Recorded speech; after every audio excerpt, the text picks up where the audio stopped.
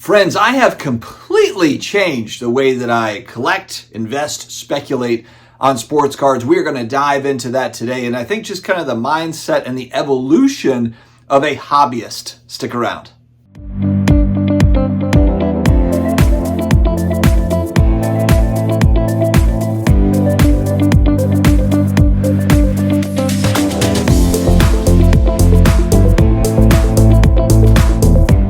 What's going on, sports card hobby family? I hope that everybody is doing amazingly well and better than I was when I tried to participate in Mexico in a foam party like I was 25. Let's just say it didn't go too well because I did not realize that as I got into the foam pool, like stepping into a cloud, that there was a 4-foot step down. I found that out the hard way.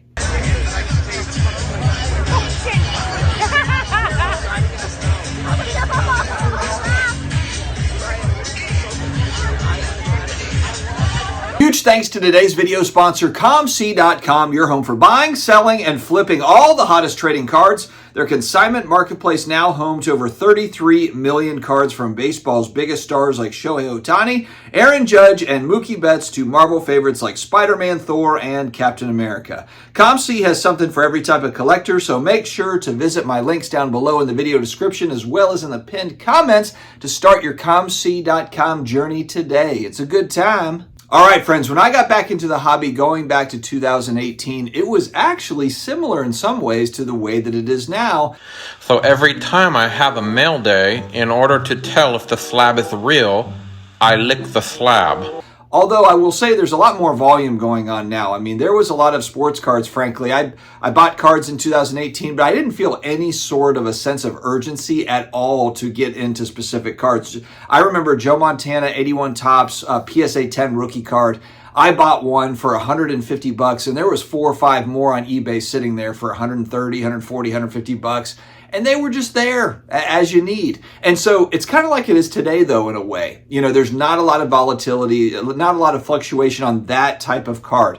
Now, of course, if we're talking about a CJ Stroud or we're talking about a Wembanyama card or some kind of new prospect, exciting product that comes out, then sure, you've got kind of the ups and downs. But for most cards, for a lot of cards, it was just there for the taking. If you were buying into singles, now whether you like the price point or not is up to you, but I mean, for the most part, it was available. So you didn't feel like you were FOMOing into too much going back to 2018. I actually found more speculation volatility on the comic book side because there was more movement with new movies. A new villain comes out in a movie and the comic book spike. And so that was kind of a fun buy, sell, flipping environment for a little while on the comic book side. And then, of course, we had the crazy of 2020, 2021, where we just saw a huge boost in prices on just about anything. And there was a lot of speculation on new players, and a lot of it basketball. You know, when you look at basketball, my God, it was like the second scorer on the team, but he's up and coming, you know, the Michael Porter Juniors of the world, and there was a million guys like this. You know, I remember buying Marcus Smart rookie cards and tripling my money on Marcus Smart rookie cards. I mean, it was just like you could throw a dart at the wall,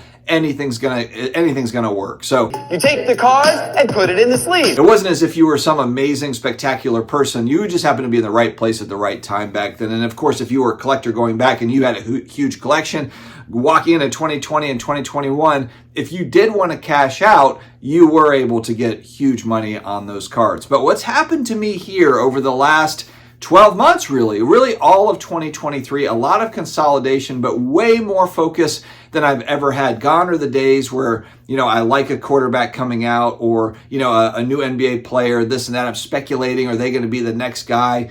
It's really gotten fairly boring in a sense that I have really locked in on my PC stuff, which is Drew Brees, Tom Brady, and Stranger Things cards. So I'm very kind of locked in on these pockets, and it feels great. You know, I do have a lot of friends that buy into Hall of Famers. So, you know, you're buying Hall of Fame football or Hall of Fame baseball, Hall of Fame basketball, whatever. I would say this is more common, though, collecting Hall of Fame baseball players.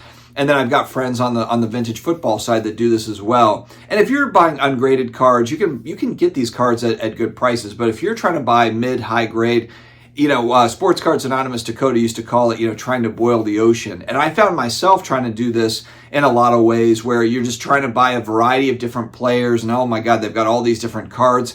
and you just feel like you're boiling the ocean. You could just, there's only so much money to go around, and part of the fun is prioritizing. But, as I've kind of locked in 2023, it's just been focused on, okay, what are inserts that I like? What are sets that I like? And then it's, of course, Brady and Breeze. There's no shortage of Brady and Breeze cards. This is one of my favorites that I just recently got. 2000, is it 17 or 16? Yeah, 17 Select. I really enjoy the die cut cards. Some people don't like die cuts, and I get it, but this is the gold out of 10. And of course, there's the color match with the Saints, with it being black and gold. Pricing, of course, has come down dramatically. I like fishing for Tom Brady stuff because he has a ton that is on eBay, buy it now, best offer, but the prices are sky high. There's a lot of these types of inserts, these numbered cards that I'll buy, where there's one sitting on eBay for $799 or best offer, and I win it at auction at $178. I really enjoy kind of the challenge of following that sort of thing around. You see just stuff that pops up here and there. There's one of these, for example, a PSA 10 version of this that's sitting on eBay, I think for $800 or best offer. The SGC 10 was $77. So there is such a wide gap in these bins now. And also just a fun card, 1990 MU, the PSA 10s and the SGC 10s, they've come way down in price, just a lot more supply now, a lot more graded supply. This was $32 for Sabretooth. I do want to get these in 10s. That 90 MU set is, of course, iconic.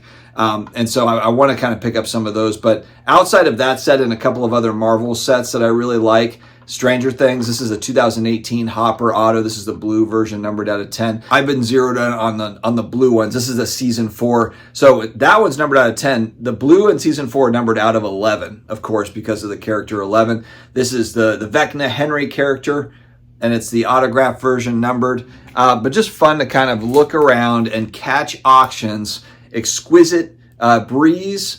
Another one that just kind of fell to me at auction. There's one $500 or best offer on eBay bin, and I think I got this one for $210 or something like that at auction.